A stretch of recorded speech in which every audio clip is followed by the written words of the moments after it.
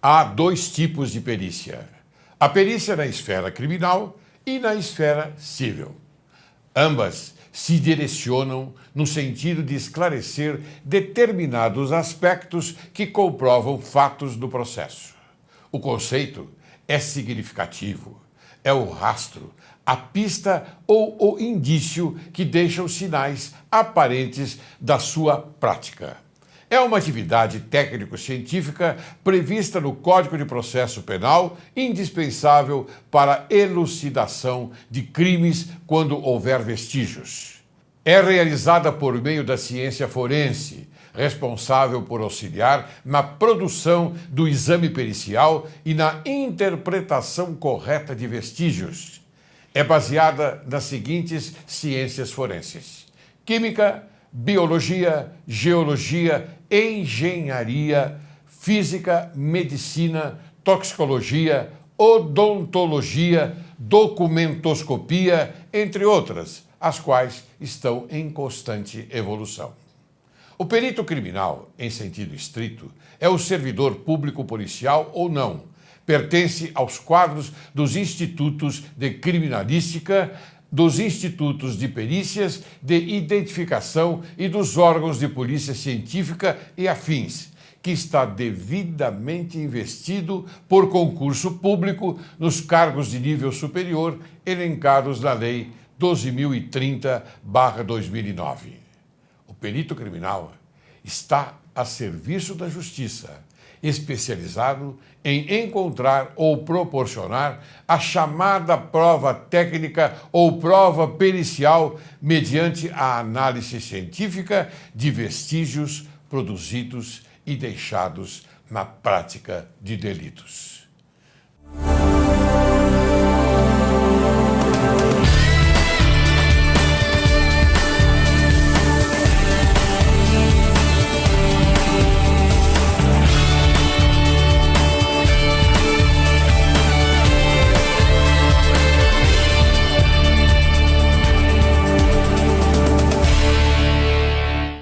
Caro telespectador, hoje Direito e Justiça em Foco conversa com o excelente engenheiro civil, Dr. Luiz Felipe Proust de Souza. Nós vamos tratar de um tema importantíssimo para o seu conhecimento, é a perícia no processo em geral.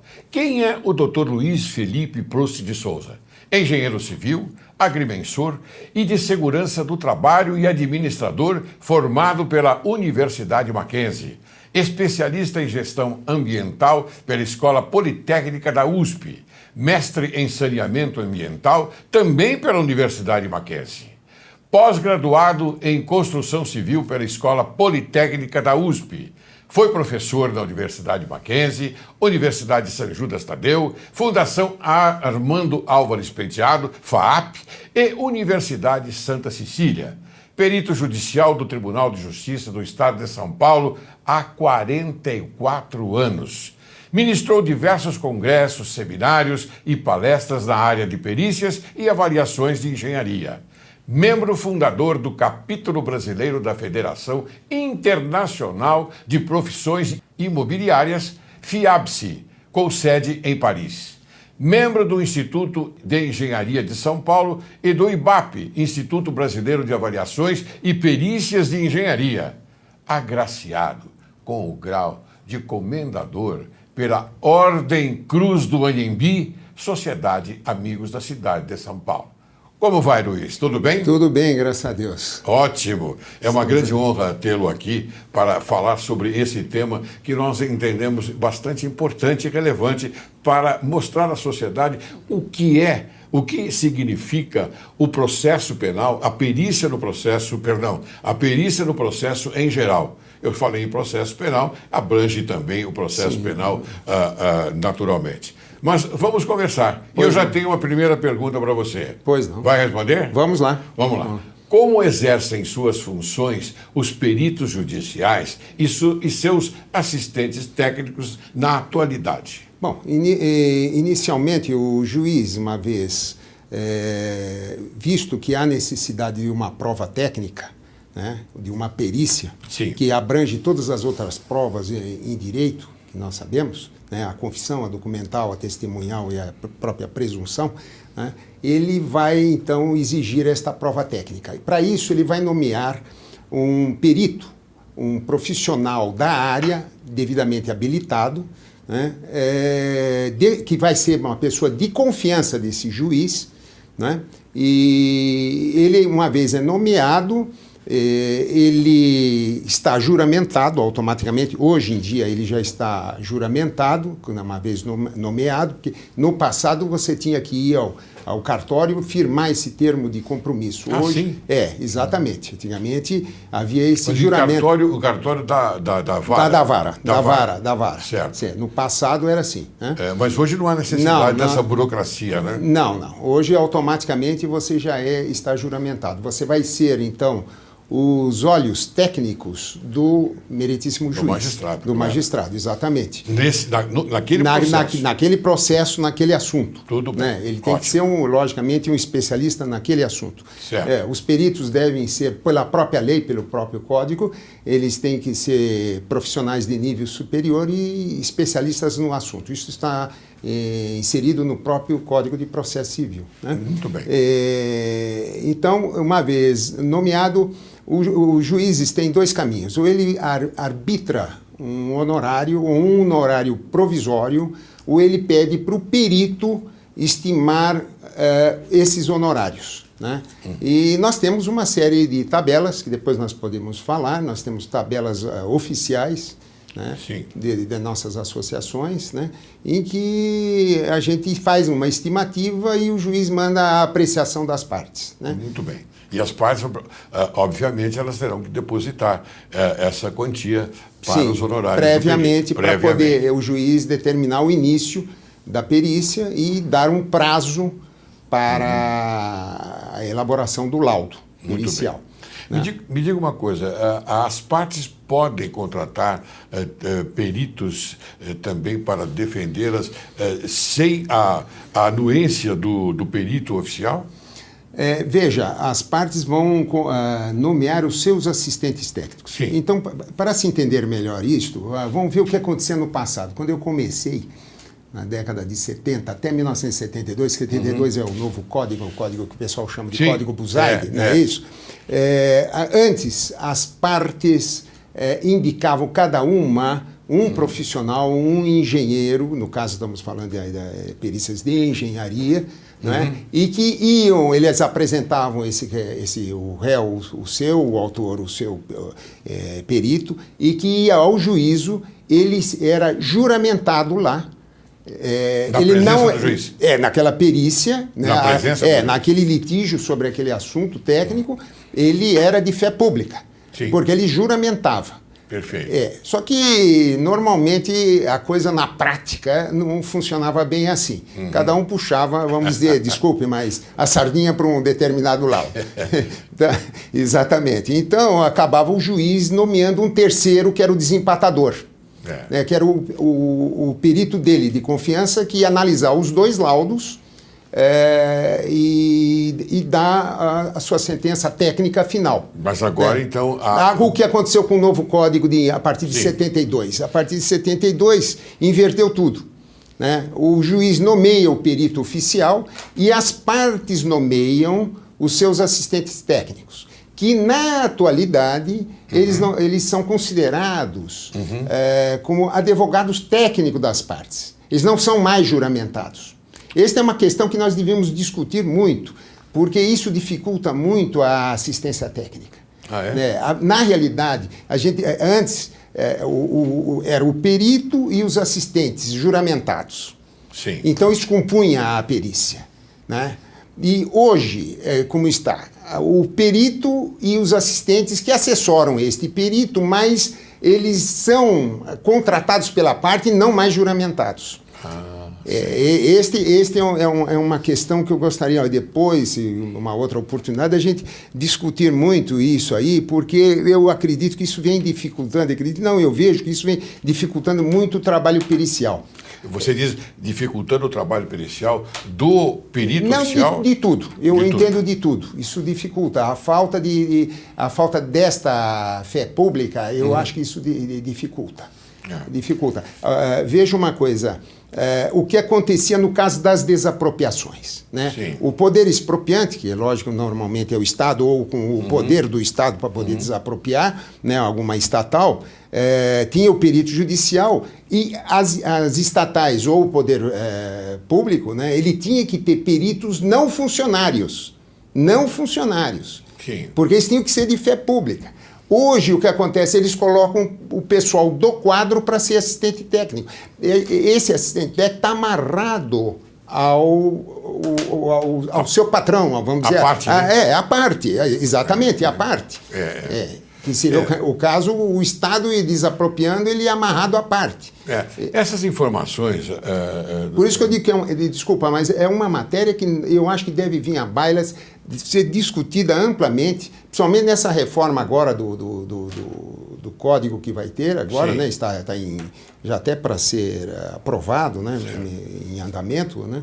Eu acho que é uma questão da perícia ainda ser mais amplamente discutida essa questão. Os peritos deveriam ser um pouco mais ouvidos nessa participação. Muito bem. Mas essas informações, como eu dizia, elas são preciosas porque esse programa visa dar a informação correta à sociedade, ao telespectador. Então você veio hoje aqui para falar sobre a técnica, os bastidores, né, propriamente dito, das perícias. Isso é muito importante, viu, Luiz? Pois não. Eu tenho outra pergunta a fazer a você. Pois não. Como as perícias de engenharia e de avaliações têm se desenvolvido nos diversos tipos de ações? Vejamos, as perícias, de modo geral, existe uma certa confusão, que isso é no meu entender, entre perícia e avaliação. A avaliação imobiliária, ela é uma perícia, porque ela é uma prova, você tem que trazer prova de que aquele objeto que está sendo, que é o caso o imóvel, que está sendo avaliado, você tem que trazer a convicção de que aquilo vale tanto, em função do Estado... O valor real. A questão do valor é uma questão até filosófica. Chegar naquele valor, nós nunca vamos chegar. Nós vamos chegar em alguma coisa provável do que está acontecendo naquele momento no mercado. Né? Porque se a gente for entrar nessa questão filosófica do valor, né, principalmente o imobiliário, na verdade, cada imóvel tem o seu próprio mercado, o seu próprio valor, porque ele ocupa um lugar no espaço. Certo. Tá? Então, ele ocupando, ele nunca vai, por mais que a gente procure fazer as variáveis, os fatores para corrigir pelo que está em oferta, para comparar com o que a gente quer avaliar, né, é difícil, é muito difícil porque cada um tem sua posição. Na realidade, cada imóvel tem o seu próprio mercado. Certo. Mas só que a gente fala, em média, o mercado imobiliário como está ocorrendo. Então, a gente vai chegar no valor mais provável de mercado para aquele imóvel, fazendo todas as correções, né? Tanto utilizando a inferência estatística quanto o cálculo pelos fatores, né? Então a gente elenca variáveis que podem alterar, valorizar ou desvalorizar mais aquele imóvel, né?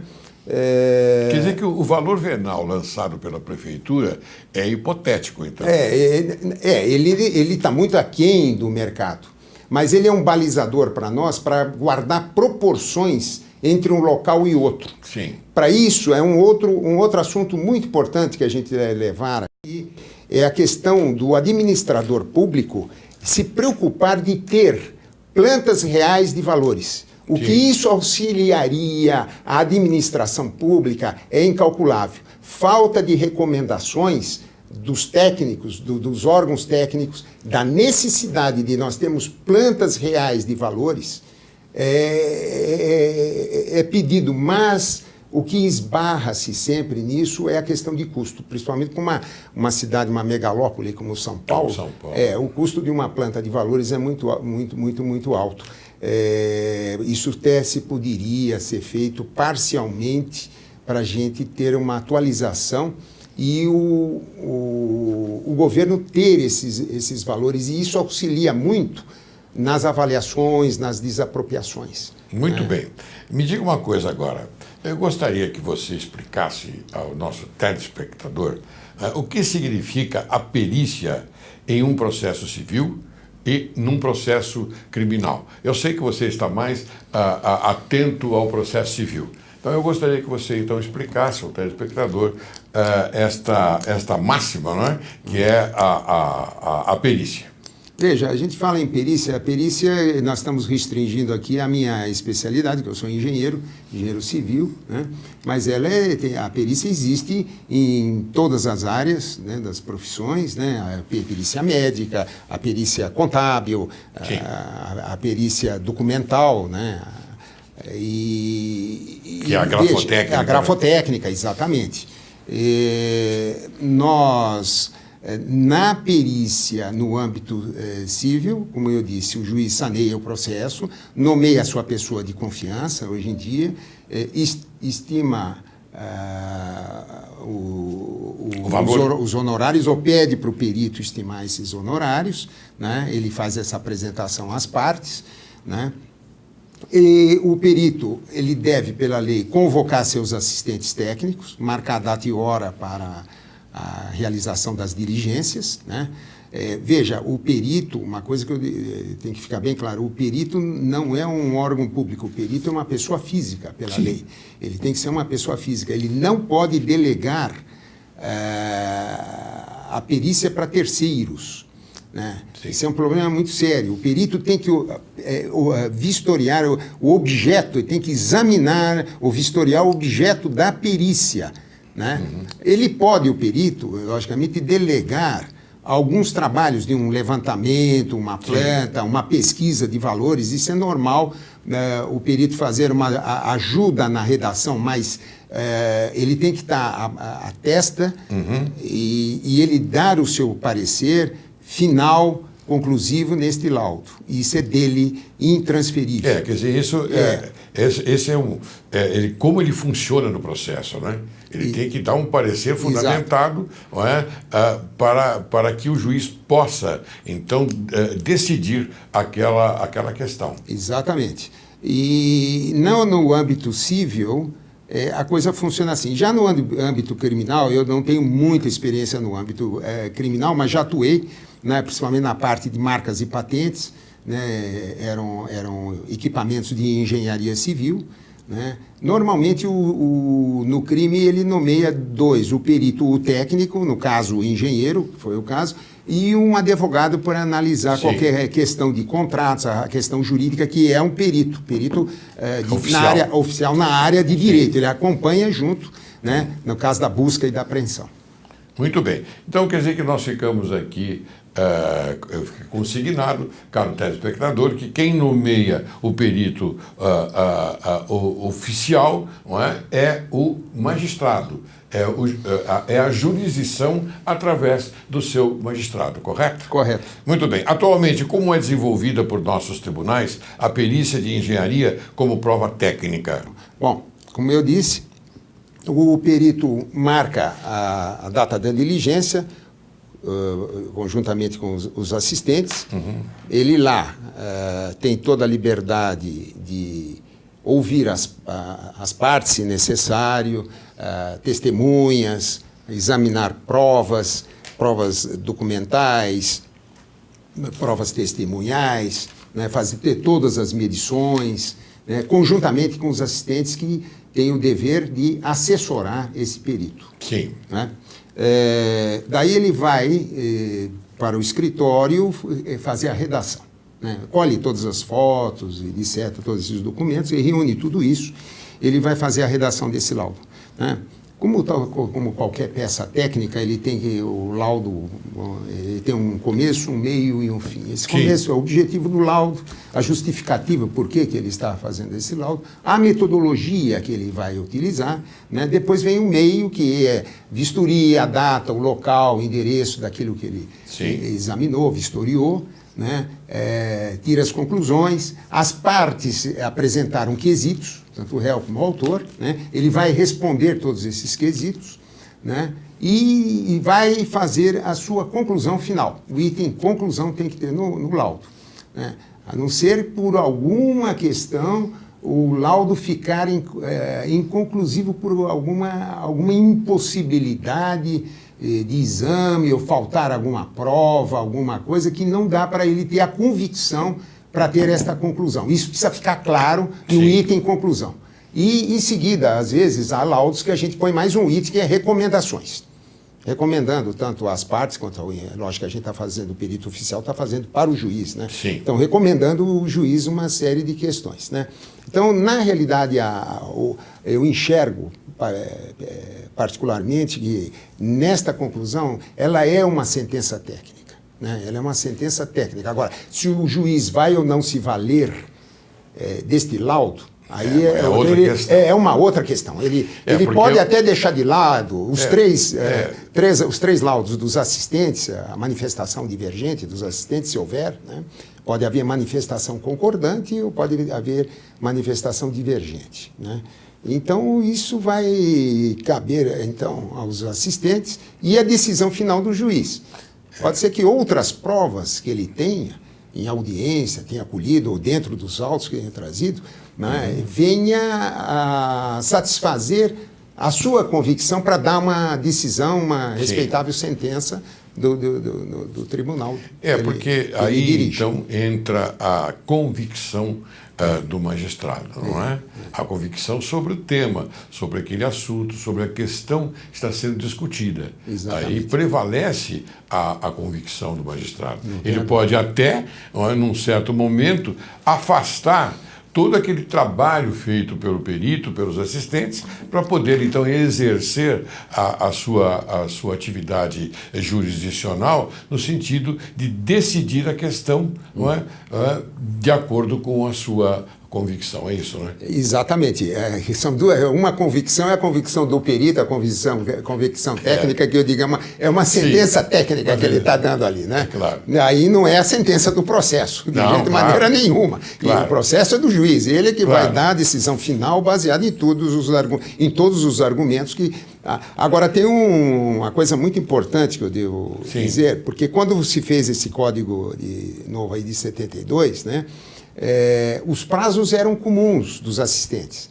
Então, a gente fazia a reunião com os assistentes. Eu procuro fazer até hoje essa reunião com os assistentes. Né? Havendo divergência, no próprio corpo, a lei dizia isso, o código dizia, né? No próprio corpo, ele colocava os motivos da sua divergência. Ótimo. Né? E é muito mais rápido dessa forma. Claro. Mas aí mais objetivo. Né? O pessoal no caso, vamos ir para a desapropriação, né? Indo para a desapropriação. Não, mas espera um pouquinho. Você vai falar em desapropriação mais na frente. Após o intervalo, porque agora eu vou chamar um intervalo, tá bom? Tá bom, então. Tá bom, doutor? Você aguarde que logo retornaremos. Tá certo.